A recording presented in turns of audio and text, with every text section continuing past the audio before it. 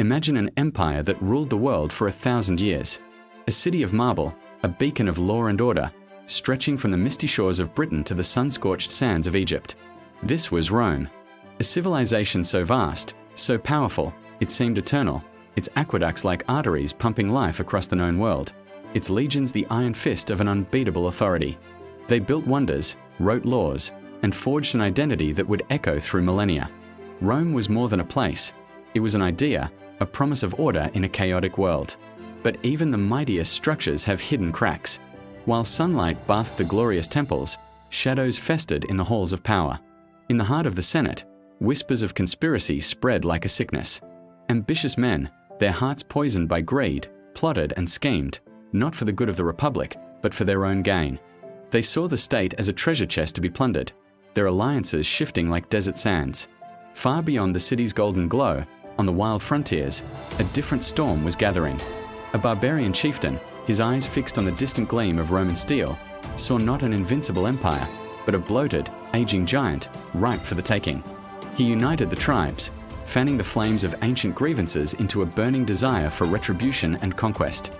The stage was being set for a clash of civilizations, fueled by corruption from within and ambition from without. For the average citizen, the grandeur of the empire was a distant dream. Their reality was the crowded, grimy marketplace, where the price of grain climbed ever higher and the faces of their neighbors were etched with fear and uncertainty. The wealth that flowed into Rome from its vast provinces rarely trickled down to the people who walked its cobbled streets.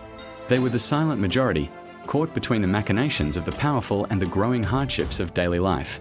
They heard rumors of wars on the frontiers and scandals in the Senate, but their most immediate concern was the loaf of bread they couldn't afford, the hungry child waiting at home.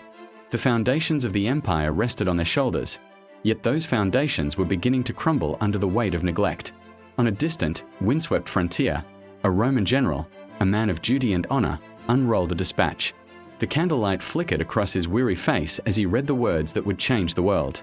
An order, born of political maneuvering back in Rome, demanded he move his most seasoned legion to quell an internal dispute, leaving a critical section of the border dangerously exposed.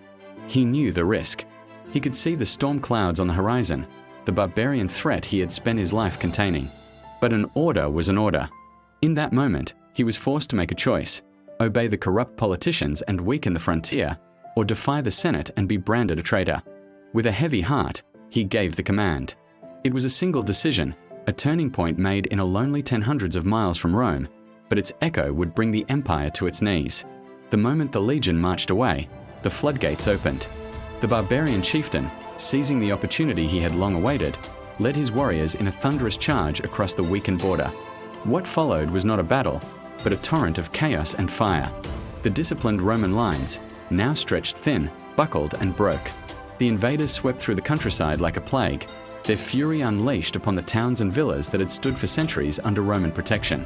Years of simmering resentment exploded into open warfare. The carefully constructed peace of the Pax Romana was shattered in a matter of days, replaced by the screams of the dying and the roar of flames consuming a civilization.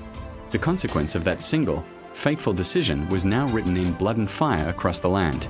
As the empire burned, the contrast between duty and decay became stark.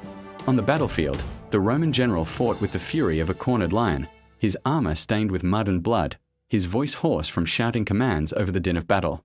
He watched his men, his brothers in arms, fall around him, fighting for an ideal that was being betrayed from within. Meanwhile, hundreds of miles away in a lavish Roman villa, the very senator whose schemes had left the border exposed was hosting a decadent feast. He reclined on silken cushions, entertained by musicians and dancers, utterly indifferent to the screams of the empire. One man carried the weight of a collapsing world on his shoulders. The other, the architect of its demise, felt nothing at all. This was the fatal duality of Rome, the valor of its soldiers and the venom of its politicians. In the swirling chaos of a losing battle, a barbarian warrior broke through the general's personal guard, his axe raised to strike a fatal blow. In that split second, a young, loyal soldier, a boy from some forgotten farm who had sworn an oath to the eagle, threw himself in front of his commander. The axe fell, not on the general, but on the loyal man who gave his life for him. As the soldier fell, the general caught him, the immense weight of the sacrifice crushing his spirit. In that moment, he wasn't a general. He was just a man, holding a dying youth whose name he might not even have known. Nearby, The legion's sacred eagle standard, the very symbol of Roman pride and power, toppled into the mud, its golden wings stained and broken. It was a symbol of a greater fall, the sacrifice of the loyal and the brave for a cause already lost. The tide of invasion was unstoppable. The outer defenses of the Eternal City, once thought impenetrable, were breached. The gates of Rome itself were thrown open, not by the strength of the enemy alone, but by the weakness within. Panic and chaos ruled the streets. The barbarian chieftain, his face a mask of grim triumph, rode through the city's heart, his warriors at his back. He stood amidst the splendor of a fallen civilization, the air thick with smoke and the cries of the vanquished. This was the price of victory, and the price of decay. The sacking of Rome was not just the end of a battle, it was the death of an age, the shattering of the world's greatest symbol of power and permanence. The city that had conquered the world had finally been conquered itself. When the fury was spent, a deafening silence fell over the 7 hills. Smoke coiled lazily from the blackened skeletons of temples and villas.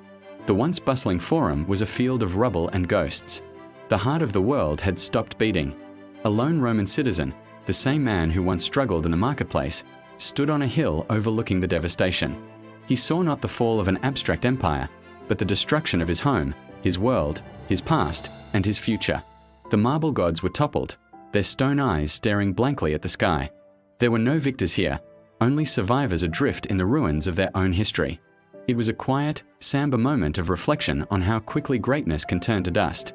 The fall of Rome was not an end, but a violent transformation. Over centuries, nature began to reclaim the ruins.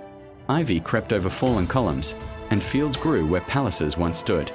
From the ashes of the unified empire, a new, fragmented world emerged. The single map of Roman territory fractured into a patchwork of warring kingdoms and fledgling nations, ushering in the era history would call the Dark Ages. The roads Rome built now led to different futures.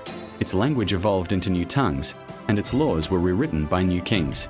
The collapse of this one civilization redrew the map of the world and set the course for the next 1,000 years of human history, a legacy born from its own destruction. But was the lesson learned? Look closely at the pages of history that followed. See the echoes of Rome's fall in other times, in other empires.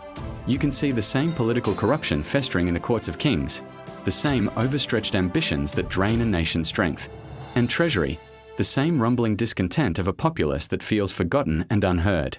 From the fall of dynasties in ancient China to the revolutions that toppled European monarchies, the pattern repeats. Each civilization believes it is unique, that it is the exception to the rule, blind to the familiar cracks appearing in its own foundation. The names and places change, but the story often remains eerily the same. And now, look around you. Look at our modern world, at our own gleaming cities of glass and steel, our own symbols of global power and immense wealth. We too have our complex politics, our distant frontiers, and our own internal divisions. The struggles of ambition, power, corruption, and consequence are not relics of the past. They are woven into the fabric of the human experience. As we gaze upon the wonders of our own age, we must ask ourselves if we are truly so different from those who walked the streets of Rome. For history doesn't repeat itself, not exactly. But humanity does. Thanks for watching. If this story made you think, consider subscribing for more journeys into the past that tell us about our present. See you next time.